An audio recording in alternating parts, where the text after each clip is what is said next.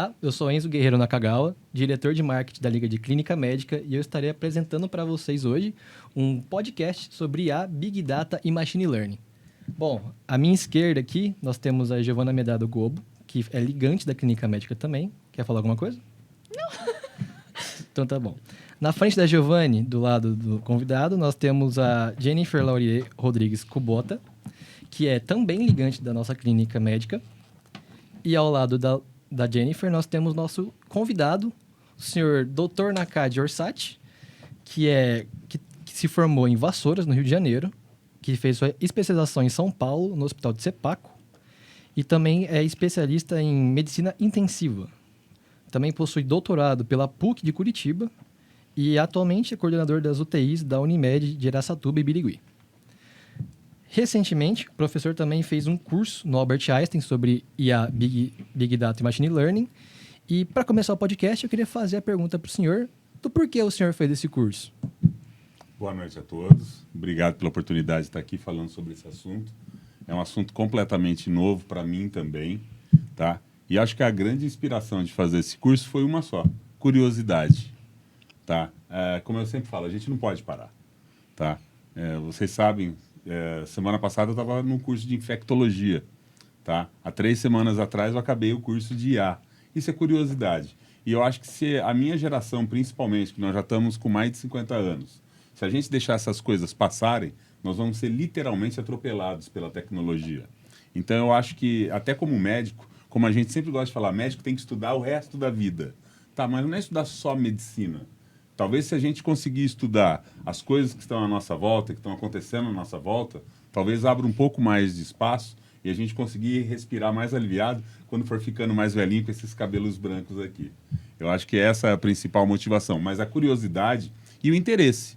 Eu sempre fui uma pessoa altamente tecnológica, eu gosto de tecnologia, tá? Gosto de computadores, adoro jogos. Quem me conhece, por incrível que pareça, sabe que eu adoro jogos, tá? Via internet, MMORPG, gosto da cultura pop, da cultura geek. Então, aquela coisa de, desde ir nos encontros de games, cosplay, adoro essas coisas. E aí eu me vi, de repente, tá? No doutorado, acabei meu doutorado, e me deu uma sensação muito boa. Que sensação foi essa? De ficar com a cabeça livre. Vocês falam assim, Vinícius, você está brincando comigo? Não, não estou. Imagina você poder ler o que você quiser, sem compromisso. Tá? Então eu comecei a ler. Voltei a ter um hábito da leitura melhor, porque quando você está fazendo doutorado, você fica com baita peso na consciência de ler outras coisas. Tipo assim, eu estou lendo um livro legal, como eu li, por exemplo, agora a biografia do Barack Obama. Puta do livro legal, muito da hora. Tá, mas pô, eu tenho um doutorado lá para escrever. Só que agora não, agora acabou isso e eu comecei a explorar outras coisas. E um assunto que sempre me interessou, IA. Né? Eu vejo na minha época de adolescente, o primeiro filme que eu tenho de lembrança na minha vida, que eu vi um IA, foi 2001, Uma Odisseia no Espaço. Em determinado momento do filme, o computador se torna onipresente e passa a manipular todas as máquinas que estavam ao redor da nave. Então, acho que o principal fator foi realmente esse, foi curiosidade, tá? Interesse. E vou falar uma coisa para vocês, recomendo. Recomendo que vocês se interessem, principalmente a geração de vocês, que se interessem muito por isso, tá? Porque isso, eu tenho certeza que além de facilitar a nossa vida, vai ser essencial, né? Porque, querendo ou não, futuramente, provavelmente, vai fazer parte do nosso dia a dia isso. Eu tenho certeza. Não é nem fazer, já está fazendo. Porque até então, a gente não conseguia enxergar essas coisas. Mas, na realidade, a gente já usa IA e Machine Learning, tá, no nosso dia a dia. Um exemplo prático, quando você vai escolher um filme na Netflix, ela já segue um algoritmo baseado nas suas escolhas prévias.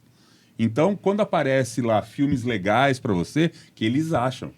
Então, você tem ali tanto um conceito de Big Data, que nada mais é do que um processamento absurdo de dados, associado a um Machine Learning. A máquina está aprendendo quais são seus gostos. Então, na realidade, a gente já está utilizando Machine Learning, IA e tudo isso sem perceber. E fora que a gente tem uma facilidade muito maior de aprender a mexer nas máquinas e tudo. Tipo, em comparação às crianças, hoje você já vê mexendo em telefone com 5 anos. Que na minha época, pelo menos, eu ganhei meu telefone com 10, 12 anos. Então, tipo, e aí, com quantos anos você comprou seu primeiro telefone touch, assim? Olha, como eu sempre gostei de tecnologia, eu comprei meu primeiro celular, nossa, já fiquei até com vergonha agora, cara. Tá, agora você me quebrou. Tá? O primeiro celular eu comprei em 1997, era um StarTAC Motorola que abria e fechava, era coisa maluca na época. Tá? Guardava 50 números. Era tanta memória que cabiam 50 números.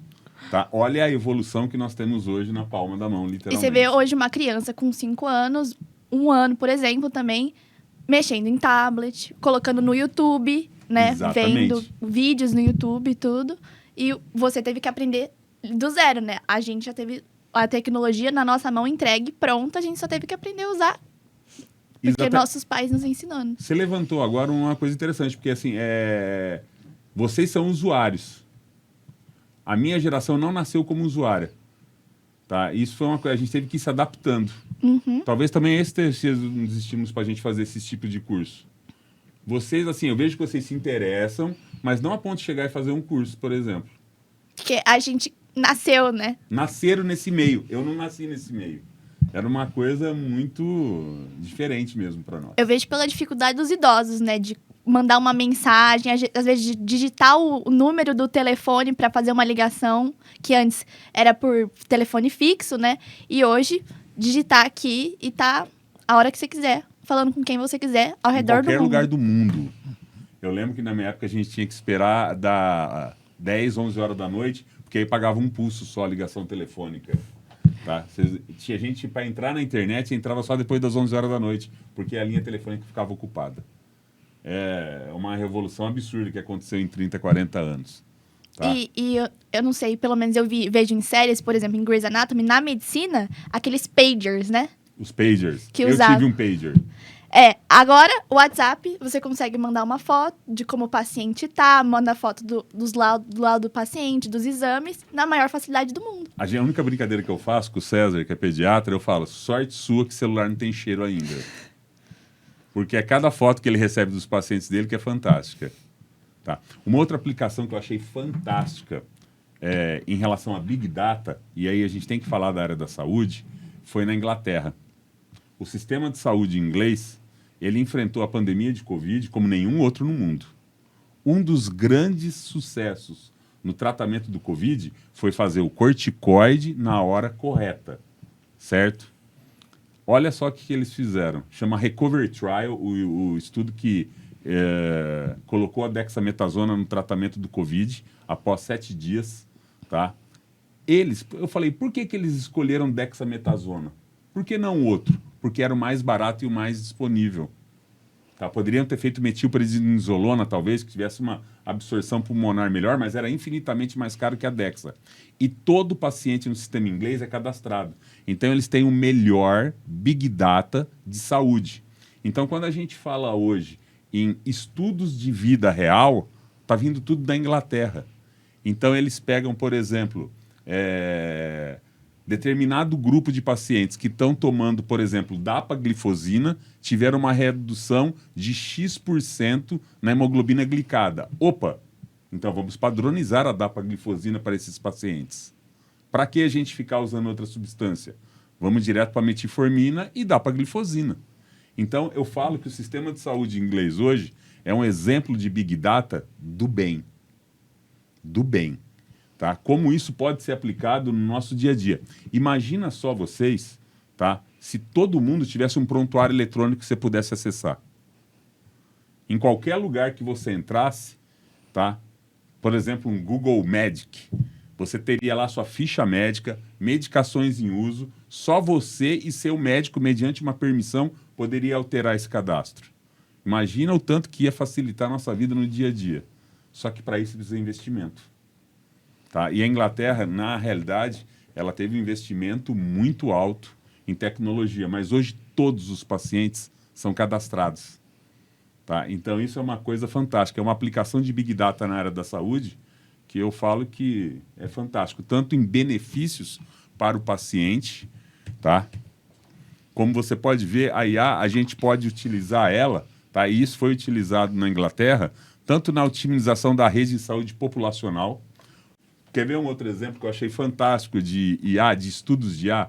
A melhor cidade, eu brinquei inclusive na aula, essa aula que foi sobre emergência hipertensiva. Em determinado momento, a gente descambou a conversa para AVC isquêmico. E eu falei, olha, gente, se for para ter um AVC isquêmico, que seja em Boston. Por que em Boston? Porque eles já fizeram todo o levantamento de Big Data da cidade. Então, eles deixam uma ambulância com tomografia computadorizada dentro, Stroke Unit Mobility, tá? E conseguem cobrir 5 minutos qualquer ponto da cidade.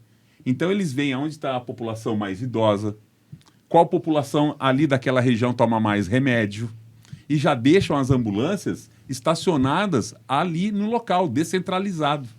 Esse é um exemplo maravilhoso de inteligência artificial. Mas para você levantar essa quantidade de dados todas, tá, é impossível para a gente. Então, a gente precisa da ajuda da máquina. Não adianta. Mas você vai ter redução de custos, a melhoria da experiência do paciente e melhora da saúde populacional. Essas são as principais oportunidades que a gente pode ter em relação a Big Data e IA. Tá? Essa é um grande desafio para a gente, é tentar colocar isso no nosso dia a dia. Professor, o senhor falando agora sobre as vantagens de utilizar IA, na opinião do senhor, qual seria a área médica que levaria mais vantagem sobre a utilização da IA em si? Olha, tem algumas áreas hoje na saúde que se beneficiaram muito de novas tecnologias. Uma que eu gosto de citar para robótica, não tem muito a ver, mas tem a ver com tecnologia, tá? A urologia. Hoje praticamente não se faz cirurgia mais. Infelizmente não está acessível para toda a população, mas quem tem condições hoje não faz mais uma cirurgia de próstata sem auxílio de um robô. Tá? Os resultados são muito melhores e está provado cientificamente. Tá? E, voltando à pergunta... A pergunta era sobre qual que era a área que o senhor fala. Diz para mim qual que seria a melhor área que usufruiria dessa IA. Eu não consigo definir qual a melhor, mas eu consigo te responder qual a área que mais está se beneficiando nesse momento. Disparado a radiologia. Disparado. Por uma coisa muito simples. Primeiro, tá? Quando você vai montar um Big Data, você precisa de dados, você precisa de técnicas, de pessoas, e esses 3 fatores que vão levar à ciência de dados. Tá? Então, a radiologia, ela permite uma análise de volume de dados muito interessante. Então, você vê as categorias do Big Data: volume, velocidade, veracidade, variedade e valor. Na radiologia, você já tem isso pronto. Por exemplo, você pega um raio-x. Esse raio-x tem pneumonia. É sim e não. É uma linguagem binária, que é o que a computação acompanha hoje. A gente faz cálculos binários, sim ou não. Como a radiologia bate muito em cima de imagem, a análise é mais fácil. Então, você montou um banco de dados com 10 mil imagens, 5 mil com pneumonia, 5 mil sem pneumonia, a máquina consegue aprender esse padrão muito rápido. Então, hoje, disparado, as maiores aplicações são para radiologia. Inclusive, tem uma análise, eu também já mostrei isso para vocês em aula, o Rapid. O Rapid é um software, você manda a imagem da tomografia e ele prediz com uma precisão absurda, tá? Mesmo nas primeiras horas do AVC, analisando a imagem, tá? O que vai acontecer naquele paciente nas próximas horas. Então, essas são aplicações assim, que a gente já está utilizando. Não é futuro, não. Queria também perguntar para você, era sobre a área do senhor, né? Que o senhor tem especialização em medicina intensiva. O que o senhor, diria para mim que seria uma utilização que iria ajudar bastante os pacientes na sua área com a IA? Olha, uma coisa que sempre sai, eu brinco que sai cadeirada nos congressos, é a definição de sepse. Hoje em dia, a gente tem 2 fenômenos acontecendo na septicemia: overtreated e overdiagnosed, ou seja, tem muita gente sendo diagnosticada e muita gente sendo tratada de sepse sem ser sepse. Tá? Nós temos que formar um banco de dados que nos forneça pelo menos um valor preditivo para a gente poder fazer uma triagem. Eu acho que essa triagem seria fundamental. Já existem alguns programas nessa área, mas o maior impacto disparado, tá, seria justamente na triagem de paciente séptico. Veja bem, uma coisa que eu quero deixar bem claro. Nunca a IA vai substituir o médico. Agora imaginem o seguinte. Imaginem um bom médico com a IA do seu lado. Isso vai ser fantástico, tá? De repente você não precisar ficar fazendo serviços burocráticos extremos, descrições mirabolantes, perdendo tempo com papelada e quem sabe se dedicar um pouquinho mais, tá, ao paciente. Quem sabe a IA não vai humanizar um pouco mais a medicina. A gente vai ter um pouco mais de tempo para ficar com o paciente e não ficar tanto hoje em dia como a gente é afundado na parte que eu gosto de falar, desculpem, burocrática do processo de atendimento. Tá? Talvez a IA torne a gente até mais humanos, por incrível que pareça. Tá? A minha esperança é essa. Sem dúvida. E nos Estados Unidos eles já estão utilizando, né, a inteligência artificial para... A inteligência vai escutar, na verdade ela escuta a conversa, né, do médico com o paciente e vai escrevendo no prontuário do paciente, que faz com que o médico tenha mais tempo com o paciente, menos tempo, né, digitando, fazendo essa parte que tanto o paciente odeia, que o médico fique ali digitando enquanto o atende, e o médico, nós como estudantes e médicos, também odiamos ficar preenchendo um monte de papel, prontuário Exatamente. e tudo mais. Tá? Se a gente pudesse só fazer a parte médica, eu tenho certeza que todos nós aqui concordaríamos que seria muito mais prazerosa, não que não seja, mas seria mais prazerosa ainda a gente poder fazer esse atendimento. E realmente muita gente tem esse medo, né? Principalmente eu acho que médicos um pouco mais velhos têm esse medo de ser substituído, ou até nós mesmos, né? Pensar, e no futuro? O que vai ser da gente com a inteligência artificial, né? Se a gente pode ser substituído e o que isso vai prejudicar. Eu acho, sinceramente, que não vai prejudicar absolutamente nada o ato médico. O meu medo, tá, literalmente, usando um clichê dos filmes, é que isso caia em mãos erradas. Isso eu tenho muito medo. Enquanto ela está sendo até agora, aqui nós só conversamos sobre o bem. Mas, infelizmente, tá, a gente não é feito só de bondade no mundo. Quer ver só uma coisa? Tá? Imagina os planos de saúde desenvolverem um software para analisar você geneticamente, seu banco de dados, e predizer... Não, esse paciente vai dar muito trabalho. Não faça plano de saúde para ele. Pior, e se for uma empresa de RH de recursos humanos? Será que eles não vão predizer? Essa mulher vai ficar grávida em 3 anos. Será que vale a pena contratar ela? Tá? Imagina se... eu vou fazer mais um desafio para vocês. Tá? Pode ser no chat GPT, pode ser em qualquer um deles. Digitem o nome de vocês. Vocês vão ficar, pasmem, passados com o número de informações que é capaz do chat GPT ter sobre vocês. É impressionante. Até da história de vocês. Então, meu maior medo da IA não é a IA se tornar autoconsciente e a gente virar numa Matrix. Não é esse. O meu maior problema é o próprio ser humano usar a IA para o mal. Tá? Para um programa escuso, tá? De qualquer gênero. Isso eu acho, isso sim me preocupa. Isso me preocuparia bastante. Tá? Vocês imaginem, gente, se a gente já tem o chat GPT, Copilot, ProScience, nós temos várias ferramentas IA já disponíveis. Imagina o que os caras têm na mão em desenvolvimento. Então, eu acho assim, e eu queria até dar um alerta para vocês. Tá? Não sei nem se pode falar isso aqui, mas vamos falar, vai. Tem aquele desenho que é podre, mas é uma delícia, que é o South Park, né? Muita gente já conhece ele. Tem um episódio que um dos personagens assina, tá, aquelas coisas da Apple. Você vai lá, compra seu celular, tá, e de repente você vê aquilo ali, tá, e concordar. Em determinado momento a Apple cobra isso dele e era uma coisa bem esdrúxula que eu não vou comentar aqui. Mas isso que acontece. Uma coisa que a gente não está dando valor são seus dados. Quando você aceita um cookie para entrar num site, imagina o seguinte, como é que o site se mantém no ar gratuitamente?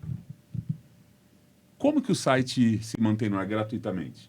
Será que aquele aceitar os cookies não está sendo vendido para alguém essas informações? Fulano de tal passou por aqui. Ela entrou na Shopee e estava procurando uma sandália vermelha.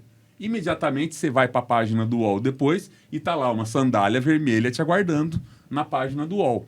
Então isso já é utilizado. Então vocês, eu acho que vocês não, acho que todas as gerações atuais, a gente tinha que ter um cuidado muito grande com dados.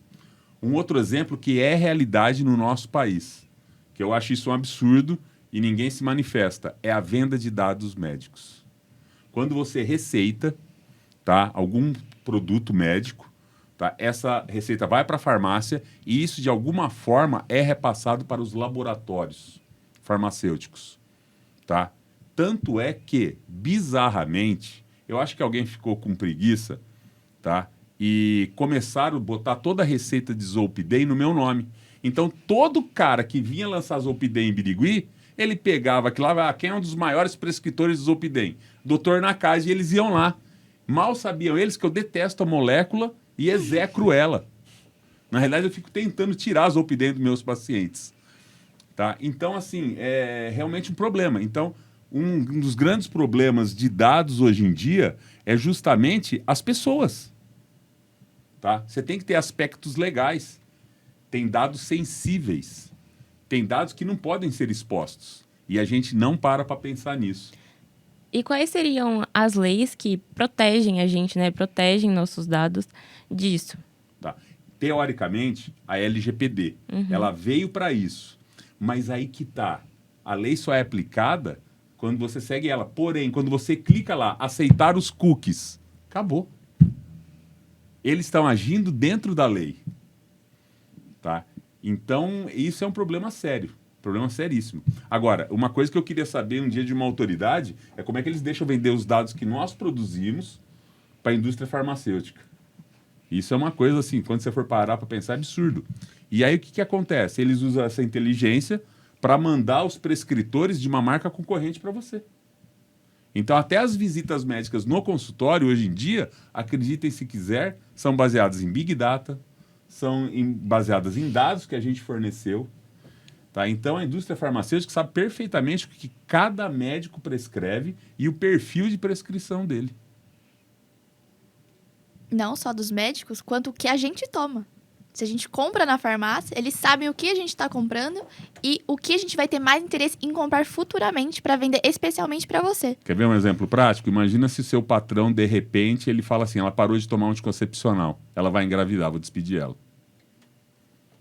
Porque a farmácia vendeu a informação. Vendeu a informação. Vendeu, né?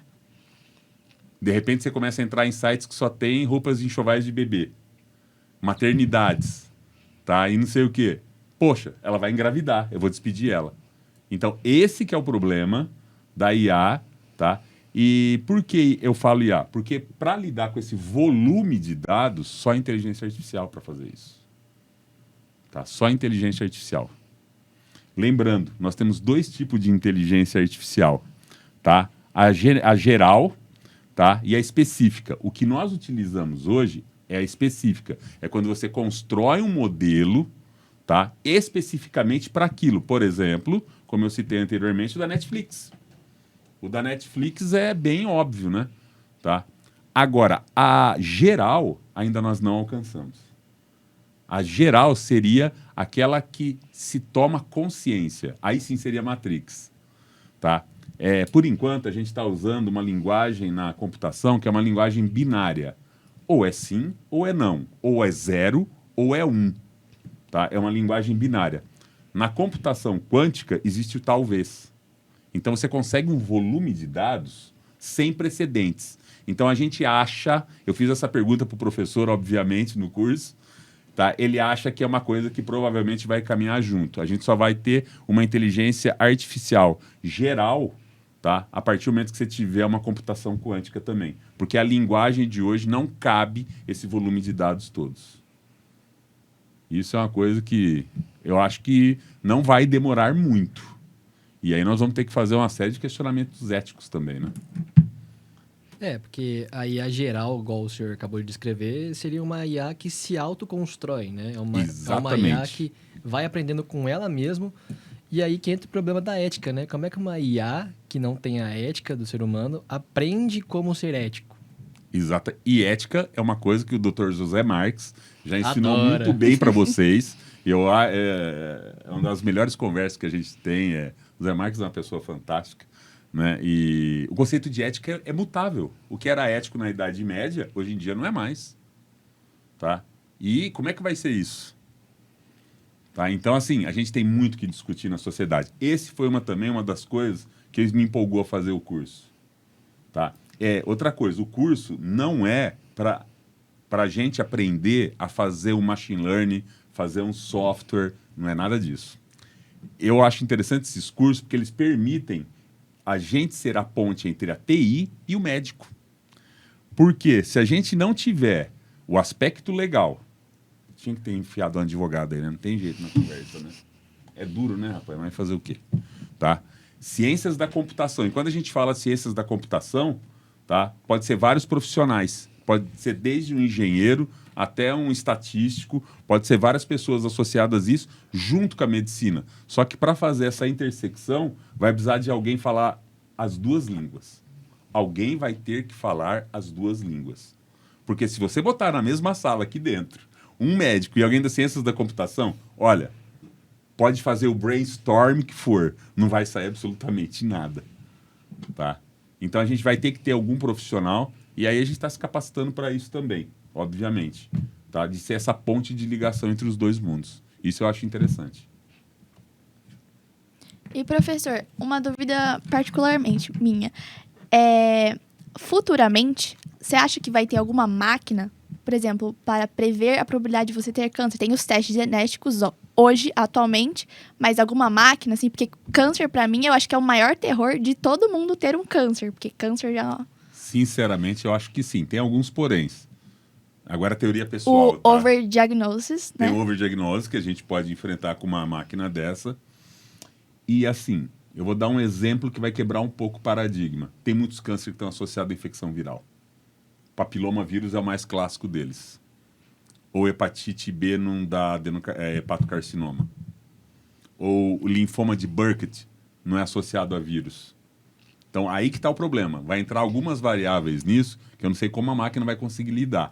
Por isso que é uma das coisas que eu falo, que ninguém vai conseguir substituir o ser humano no atendimento médico. Pode passar 1000 anos.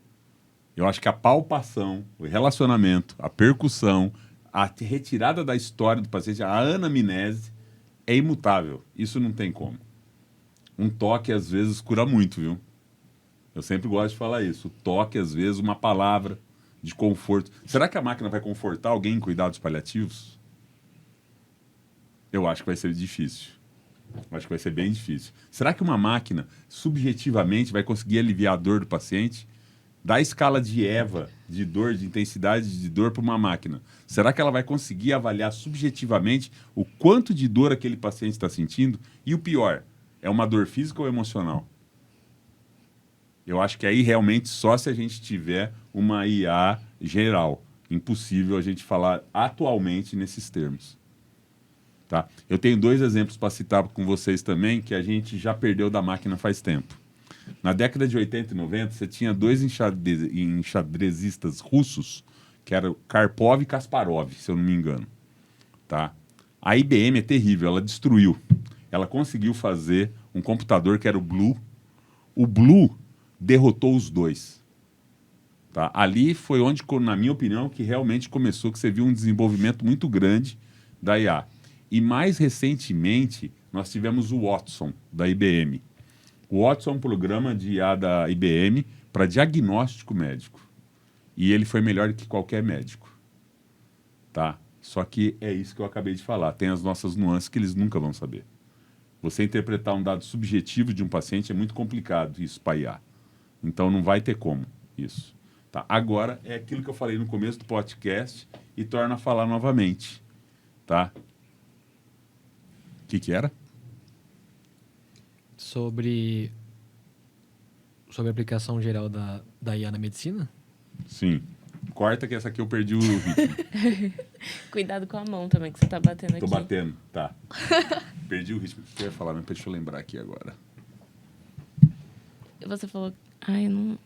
É que foram tantas coisas. Falei mais que uma matraca, né, cara? Não, tá falando bem. Não, mas foi legal, porque você tá falando e tá apresentando, não tá ficando um negócio muito aula, assim. Tá didático. Vamos começar de novo, então? Uhum. É no negócio do paciente, a gente conseguir digitar, a IA escuta e digita, e a gente consegue conversar Não. mais com o paciente. Lembrei o fio da meada. Como a gente estava falando no começo do podcast, tá? Imaginem um bom médico associado à IA. Imagina você ter que acabar com a decoreba, não ter que decorar o Hasbled, tá? O Chades-Vasque, o Hertz Score, tá? Ou qualquer score que venha a ser inventado. Tá? A própria máquina já vai ter esses scores todos. Então, isso vai ser um ganho absurdo para a gente. Então, um bom médico associado à IA, esse sim eu acho que é o futuro. E a gente não pode perder esse fio da meada.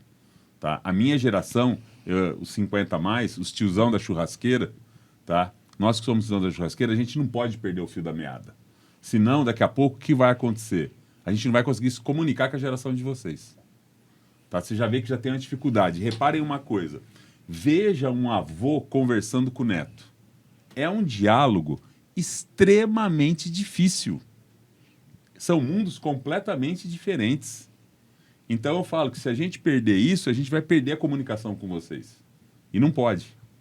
Então essa ânsia de conhecimento, essa ânsia de conhecimento tem que continuar. Senão a gente vai ficar tão distante que as línguas não vão se entender mais. Eu acho que esse é um grande sacado. E eu gostaria de deixar um recado para vocês, que é o seguinte. Se aventurem. Vão estudar coisas que vocês nunca estudaram na vida. Agora não. Agora vocês têm outras prioridades. Tá? Mas no futuro, tá? Quando vocês puderem, se enveredem por outras coisas. Abram a mente de vocês. Não fiquem só na medicina. Médico não é só medicina. É isso que eu queria falar para vocês. Façam coisas que sejam agradáveis para vocês também, que deem prazer. Tá? Eu tenho certeza que a expansão é uma só da mente. Tá bom? Muito obrigada, sem dúvida. Em todos os aspectos, né? Qualquer coisa vai acrescentar na gente, tanto como pessoa quanto como médico, né? Assim como essas experiências que você teve, estão acrescentando, sem dúvida, na vida dos seus pacientes. Muitas outras áreas também contribuem muito. Perfeito. Tem uma coisa que eu queria perguntar pro senhor. Era sobre o quesito de um bom médico com uma boa inteligência artificial. Eu queria perguntar especificamente sobre o Watson. Certo. O senhor não acha que quando a gente conseguir uma IA generalizada, a gente talvez possa ser ultrapassado por IAs? Mesmo, tipo, envolve muito mais do que apenas dar diagnóstico, ser um médico. Eu vou tentar com uma pergunta retórica. Você Certo. vai preferir ser atendido por quem? Por um médico. Então, esse vai ser um dos problemas, tá? Eu acho que isso nunca vai ser substituído. O paciente vai até poder perguntar, doutor, o senhor usou IA? E usei IA e confirmou a minha hipótese diagnóstica. Tá? Corrobora juntamente com a minha opinião e nós achamos que é isso. Não vejo problema nenhum. Ué, você não confia no ultrassom hoje? Para te ajudar a dar um laudo, num raio-x? Numa ressonância? Numa angiorressonância magnética com pósitron, não sei de onde, da NASA? Por que você não vai utilizar a IA também para ajudar seu paciente? Então, não vejo, sinceramente, a menor possibilidade da IA afetar o nosso trabalho. Eu acho que ela só vai, torna a falar, desde que utilizada por pessoas bem intencionadas, eu acho que ela só vai trazer benefícios para a gente. Peguei a resposta. Fator humano. Fator O humano. fator humano é a chave que nos torna superiores à IA, que é o que vai nos manter à frente delas, teoricamente. Eu também acho. E, professor, desculpa. E o preconceito? Preconceito do paciente de você estar usando a IA para fazer uma consulta de um diagnóstico, porque eu já vejo na internet muitos médicos sendo gravados, pesquisando alguma coisa na internet por uma dúvida de diagnóstico ou de conduta e sendo julgados, porque, teoricamente, seria errado. Tá, então acho que vocês podem me julgar, porque eu sou um dos caras de pau, que eu abro o computador na frente do paciente, além de mostrar para os pacientes o que eu estou pesquisando, tá? Por quê? Corrobora, é um dado a mais. Você não tem que ser infalível e ter todos os scores na tua cabeça, todas as doses de medicamento na tua cabeça. Muito pelo contrário. Tá? Eu acho que até é uma questão de humildade nossa, de limitação. Qual o problema de você abrir o computador e mostrar para o paciente ali o que você está fazendo? Eu, sinceramente, sou um dos que se filmarem minha consulta, eu vou passar vergonha, então. Porque eu abro mesmo o computador, eu uso up-to-date, às vezes na frente do paciente. Pra vocês terem uma ideia, eu entro até para ver preço de remédio junto com o paciente. Eu entro num site lá que dá um preço aproximado e mostro para o paciente. Às vezes tem gente que entra lá, desculpe, perdão na palavra, querendo parecer o que não é. A hora que você mostra que o remédio custa 150, 200 pau por mês, então, doutor, olha, vamos ver aí e então. E tem outros que são super humildes. Não, doutor, tudo bem, tá tranquilo. Então, eu acho que, assim, você mostrar para o paciente que você está utilizando a tecnologia, a meu ver, isso é pessoal, eu acho que é salutar. E também mostra um pouquinho de humildade, né? Sandalinha da humildade. Cabe para qualquer médico. Acho que ninguém tem um glossário médico na cabeça. Não tem e nem deve ter. Né? Para mim, um cara que tem um negócio desse na cabeça é um psicopata. Então, eu acho, sinceramente, que, assim, eu incentivo até o uso da tecnologia. Desde que usado de forma humana. Uma outra coisa que eu gosto de fazer muito no consultório, eu vou explicar alguma doença para o meu paciente, eu gosto de abrir o Google Imagens, vou lá, pego imagem, mostro. Tá? Outro dia eu estava explicando para o paciente como é que era o cateterismo, ele não tinha a menor noção. Tá? Ele achou que o cateterismo ia ter que abrir o peito dele. Na cabeça dele, ele não é obrigado a saber essas coisas. Então a gente abre, mostra imagem. Outro dia também teve um paciente que estava morrendo de uma fobia absurda de fazer ressonância. Aí eu mostrei para ele que agora tem a ressonância de campo aberto e já tem Araçatuba. Tá? Ressonância de campo aberto. Ele falou, não, então isso aí eu faço. Ele viu a imagem lá, falou, não, isso aí eu faço. Pedi, ele foi lá e fez a ressonância. Então, eu acho que o uso de tecnologia, quando bem utilizado, tá? E o paciente vê também que você está, no meu entender, né? Que você está interessado no caso dele, que você não quer errar. Tá? E a gente que é do meio médico sabe que muitas das coisas são decorebas. E não é isso que faz o bom médico. Saber todas as doses, todos os scores. Tem coisa, por exemplo, com licença, que é muito mais importante, que é colocar a mão no paciente, como eu sempre falo para vocês, né? Acho que é isso. Partindo um pouco para um lado um pouco mais voltado até mesmo ao slide que o professor colocou agora, dos seus dados, o senhor apresentou para a gente sobre a LGPD e que ela, teoricamente, é uma lei que vai ajudar a gente a deixar nossos dados seguros, só que ela é burlada muito fácil. Concordo. Tipo, é uma lei que, em tese, a sua função é muito boa, mas o aceitar os cookies já quebra ela toda. Qual que o senhor acha que seria a melhor alternativa para a gente, tipo, de nos resguardar quesito a esse roubo de dados? Porque é incrível. Você vai abrir a Netflix, como já foi dito no podcast, além de recomendar o mesmo gênero de filme, se vocês repararem, eles recomendam um filme com o mesmo tempo de duração.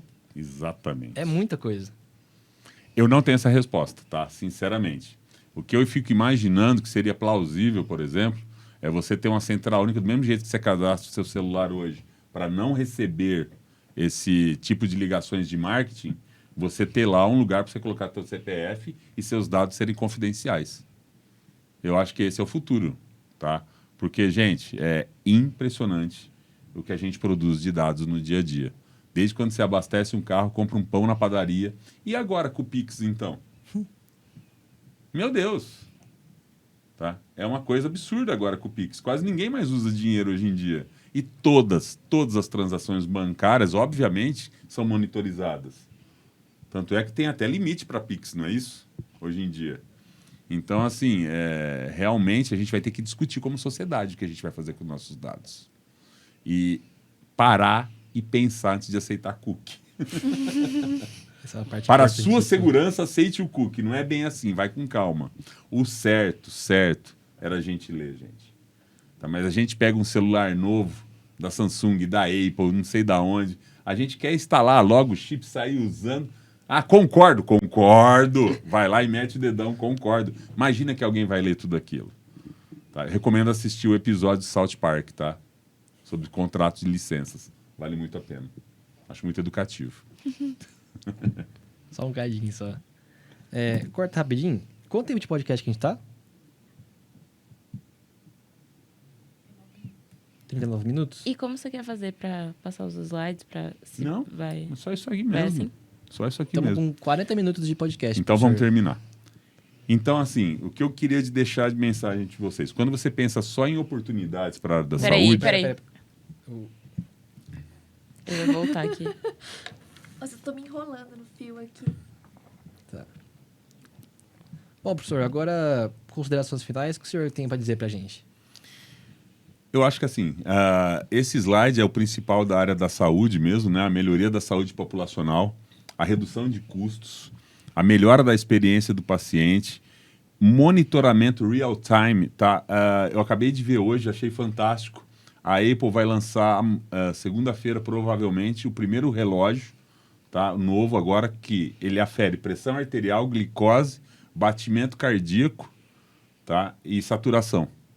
Vai ser o novo Apple Watch. E isso vai ser em tempo real. E vai ser mandado para uma central. Então, isso eu acho que vai ser já uma melhoria fantástica. Então, a gente tem muitas oportunidades. Quem gosta, se interessa pelo assunto, vai estudar. Porque isso aqui, se você tiver essa competência no seu currículo de interpretação, de saber do que você está falando, vai ser muito bom. E o futuro que nos reserva é exatamente isso. Que tipo de médico você vai ser? Você vai tomar uma Blue Pill ou uma Red Pill? Tá? Só a verdade vos libertará, literalmente. Tá? Então é isso que eu deixo de mensagem para vocês. Vocês escolham o caminho e protejam seus dados. Então é isso. Queria agradecer vocês por ter acompanhado esse podcast. Eu vou me despedindo e vou passar a palavra para os outros também, para que eles possam se despedir. Não, primeiramente tem que agradecer ao professor pela disponibilidade, né? É um E prazer. desse tema que a gente, todo mundo compreende que agora é muito importante, principalmente nesse momento que estamos vivendo na medicina, né? E agradeço também à Liga de Clínica Médica de ter dado essa oportunidade pra gente de estar aqui com o Dr. Nakad, né? E ainda mais com esse tema que a gente acaba não tendo na nossa grade e muitas vezes não tendo tanto contato por enquanto. Muito obrigada. Obrigado a todos. Obrigado pela oportunidade de ter vindo aqui, tá? De poder explicar um tema que eu amo de paixão, como já deu para perceber, que é tecnologia. Tá? E fiquem de olho nesse tema, porque eu acho que quem tiver a base vai poder acrescentar muito no seu currículo. Tá? Não tenham medo de dados e estatística. Não tenham medo. Tá? Eu sei que é difícil, às vezes parece um assunto espinhoso, mas depois que você estuda não é tão espinhoso assim. Tá bom? Obrigado pela oportunidade mais uma vez.